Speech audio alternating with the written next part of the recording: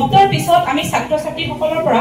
আমি একোটা ধেমালিৰ চলেৰে বা আমি একোটা বাক্য কেনেকৈ গঠন কৰিব পাৰো আমি তাৰে অকণমান এটা আভাস দিবলৈ আমি চেষ্টা কৰিছো তোমালোকে অকণমান আহাচোন ভালকে থাকা চাবা যাতে সকলোৱে আমি ভালকে দেখি পাওঁ হিৰণ্য তোমাৰ মনত আছেনে কালি যে আমি এখন চাৰ্ট বনাইছিলো মনত আছে নহয় আছে আমি খালি সকলোৱে মিলি এই ঘৰ নামৰ শব্দটিৰ পৰা আমি এখন চাৰ্ট প্ৰস্তুত কৰিছিলো ধৰিলো আমাৰ ঘৰৰ লগত আমি ঘৰ কোন কোন থাকে বুলি পাইছিলো কালি আমি মা দেউতা আৰু ককা আইতা আৰু সেইখিনিকে আমি ধুনীয়াকে ব্যক্তি আজবাব খৰচীয়া পানী উদ্ভিদ আমি ধুনীয়াকে তালিকাভুক্ত কৰিলো নহয়নে বাৰু কালি আমি এইখিনি কৰিলো মনত আছে নাই তোমাৰ আছে এতিয়া আমি যে শিকিম আমি এই শব্দবোৰ যে দেখিছা বিছনা টেবুল চকী গৰু আমিতো কেনেকে ইয়াৰ পৰা এই শব্দবোৰ জোৰা লগাই আমি কেনেকে এটা বাক্য গঠন কৰো আজি আমি তাৰে এটা আমি অধ্যয়ন কৰিম হ'বনে বাৰু এতিয়া হিৰণ্য মই একো মোক দিয়া হিৰণ্য তুমি কোৱাচোন এই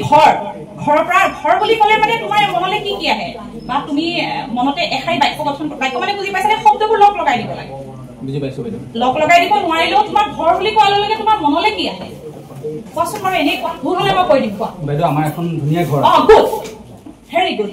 আইতা আমাক বহুত মৰম কৰে আইতা আছে তোমালোকৰ আইতা মৰম কৰে আমাৰ এখন কি বুলি ক'লা তুমি আকৌ কৈ দিয়াচোন ধুনীয়া ঘৰ আছে তেওঁলোকৰ এখন খুব ধুনীয়া ঘৰ আছে এতিয়া তুমি ক'বাচোন এতিয়া আমি তোমালোকে ইয়াত এটা আৰু এটা শব্দ অন্তৰ্ভুক্ত কৰিছো খেল তুমি কোৱাচোন তোমাৰ খেল খেলা এই খেল শব্দটোৰ পৰা তুমি এটা মানে অকণমান ডাঙৰকৈ কোৱাচোন খেল শব্দটো মানে আৰু দুটামান শব্দ লগ লগাই কোৱাচোন আমি সদায় খেল খেলো ক'ত বহি খেলা আমি কিবা আমাৰ ঘৰৰ চোতালত খেলো ঘৰৰ চোতালত খেলা কাৰ লগত খেলা আমি আমাৰ ভাই ককাই আৰু দাদা একেলগে আমি খেল খেলো আমি যদি এই বাক্যটোকে যদি আমি ধুনীয়াকে কওঁ যে আমি ঘৰৰ আগফালৰ চোতালত বহি দাদা বাইদেউ আমি সকলোৱে আবেলি খেল খেলো এখাৰি বাক্য হ'লনে এতিয়া মই জোৰা লগাম চাবা দেই হিৰণ্যই ক'লে আমাৰ এখন ধুনীয়া ঘৰ আছে তাৰপিছত আমাৰ ডিম্বেশ্বৰে ক'লে যে আমি ঘৰৰ আগফালে চোতালত আবেলি দাদা বাইদেউ ভাই ভনী মিলি আমি খেল খেলো মিলিছেনে শব্দকেইটা চাবা দেই এইটো আমাৰ এটা বাক্য হ'ব এটা কাহিনী হ'বগে তুমি চাবাচোন হয়নে এতিয়া তুমি ক'বাচোন তুমি ইয়াত এটা শব্দ দেখিছো তুমি এটা বাছি লোৱাচোন শব্দ এটা বাছি লোৱা কোনটা এটা শব্দ বাছি লোৱা টেবুল বাইদেউ টেবুলৰ পৰা তুমি এটা ধুনীয়া চাৰে টেবুলৰ ওচৰত বহি আছে চাৰে টেবুলৰ ওচৰত বহি আছে এতিয়া আমি এই কাহিনীটো বাক্য কেইটালৈ যে আমি যদি সম্বন্ধ ঘটাও যে মই সদায় বিদ্যালয়লৈ যাওঁতে ছাৰে টেবুলৰ ওচৰত বহি থাকে মিলিছেগে নে বাৰু মিলিছেগে এতিয়া তুমি এতিয়াৰ পৰা এটা শব্দ এটা তুমি কোৱাচোন গৰু তুমি এতিয়া কোৱাচোন গৰু এবিধ চাৰিঠেঙীয়া জন্তু গৰু ঘাঁহ খাই জীয়াই থাকে ইহঁতে যে সেইদিনাখন যে আপোনালোকে ৰচনা লিখিছিলে যে ছাৰে যে শিকাইছিলে যে আমাৰ যে এই হিৰণ্য ছাৰে যে শিকাইছিলে যে ছাৰে যে তেওঁলোকক মই শুনিছিলো এই তাৰে তেওঁ এষাৰি মনত থাকিলে গৰু হৈছে চাৰিঠেঙীয়া জন্তু গৰু চাৰিটা ঠেং আছে নে নাই এতিয়া আমি যদি এই কাহিনীটোৰ লগত মিলাও যে আমাৰ ঘৰত গৰু আছে আৰু গৰুৰ কেইটা ঠেং আছে চাৰিটা ঠেং আছে তুমি এটা ইয়াৰ পৰা শব্দ এটা বাছি লোৱাচোন কোনোবা এটা শব্দ বাছি লোৱা কোনোবাৰ পৰা এটা কোনোবা আইতা তুমি কোৱাচোন ৰাতি আইতাই আমাক সাধু কয় তেজীমলাৰ সাধু কয় আইতাই কি ৰাতি আমাৰ আইতাই বহি ধুনীয়াকৈ আমাক সাধু কয় এই গোটেইখিনি কথা বাৰু আমাৰ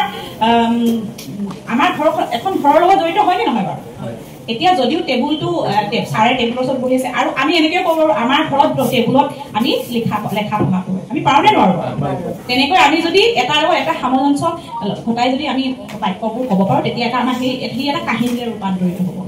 নহয়নে বাৰু এতিয়া তোমালোকক মই এটা সকলোকে এটা শব্দ দিম তোমালোকে এটা বাক্য ক'বা দেই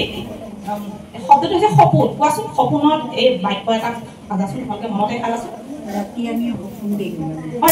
সপোন দেখো হয়নে নহয় আকৌ সপোন বুলি ক'লে আমি এনেকে ভাবো যে মোৰ এটা সপোন আছে ভৱিষ্যতে মই এজন ভাল খেতিয়ক হ'ম এইটো এটা সপোন নহয়নে বাৰু তুমি কোৱাচোন তোমালোকে আৰু তুমি কোৱা বাইদেউ সপোনত ভূত এটা দেখিছিলো নহয় মই কালি তাৰপিছত ভূতটো দেখি মই মা বুলি ডাঙৰকে চিঞৰি দিলো বা দেখিছানে কেতিয়াবা আমি সপোনত ভয় লগা বস্তু দেখোঁ নে ভয়টা আমি কি বুলি চিঞৰো মা বুলি আমি চিঞৰি দিওঁ নহয়নে আৰু এনেকৈ আমি যদি এই বাক্যখিনিকে যদি আমি লিখি যাওঁ আমি সুন্দৰকৈ যদি লিখি যাওঁ দাঢ়ি কণা এনেকৈ ব্যৱহাৰ কৰি যদি লিখি যাওঁ আমি যদি ইলাইনৰ লগত হিলাইন যদি আমি মিলাব তেতিয়া ইয়াৰ পৰা আমি এটা কাহিনী বা এটা কথা আমি সৃষ্টি কৰিব পাৰোঁ গম পাইছানে আৰু আমি আজিলে